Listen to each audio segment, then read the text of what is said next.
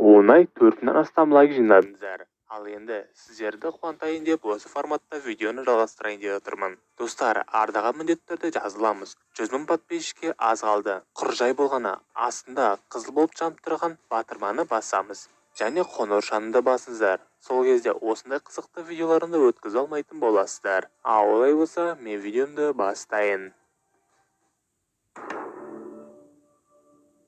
Ойынның заставкасында бізді бір түрі таныс адам қарсы алады. Достар, сіздер танисыздар ма хоккеисті? Қалжыңдаймын. Бұл атақты да танымал футболшы Роналду. Free Fire мен Роналду енді серіктестер. Бұл футболшыға арнап жаңа кейіпкер шығарды. Оның аты Коронас. Роналдудың қорғаныс шиті бар екен. Шитінің формасы доп тәріздес. Өздеріңіз көрген боларсыздар. Ал артыңғы фонда болса, ойыншыларға хаттама жазылып тұр. Атмосфералық толқын келе жатыр деп, әрине обновлениеден алатын әсерлерін сайла. Және Роналдудың артындағы үйлер, көліктер, жазулар, неон түстері бәрі маған киберпанк ойынын еске салдырады. Осы жақында шу шығарған ойын ұқсайды емес пе?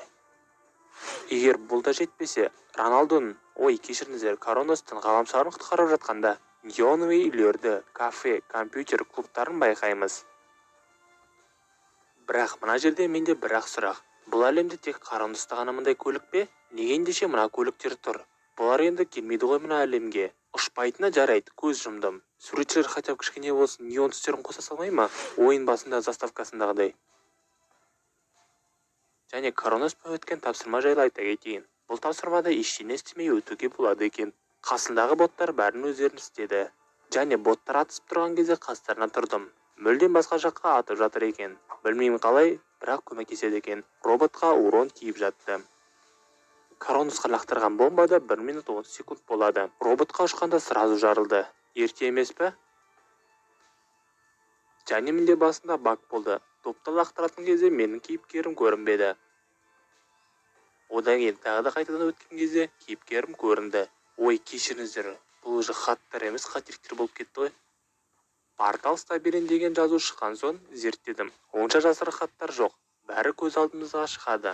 Плакаттағы сурет ол бізде бұрынғы Free Fire сезондарының обновлениялары. Жазуларда құр жай ғана киберклуб, киберкафе, кибершоптар.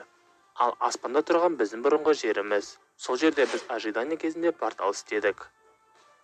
Бірақ мен түсінбегенім, біз өзіміз жерге мына портал арқылы жете алмайды екенбіз. Осы кибер әлемде өмір бақи қалдық. Роналдуға болса бәрібір секілді билеп тұр. Жарайды, кейіпкерлерге көшейік. Фордқа қарасам, маған Уилл Смит деген актер есіме түседі. Екеуі бір-біріне қатты ұқсайды.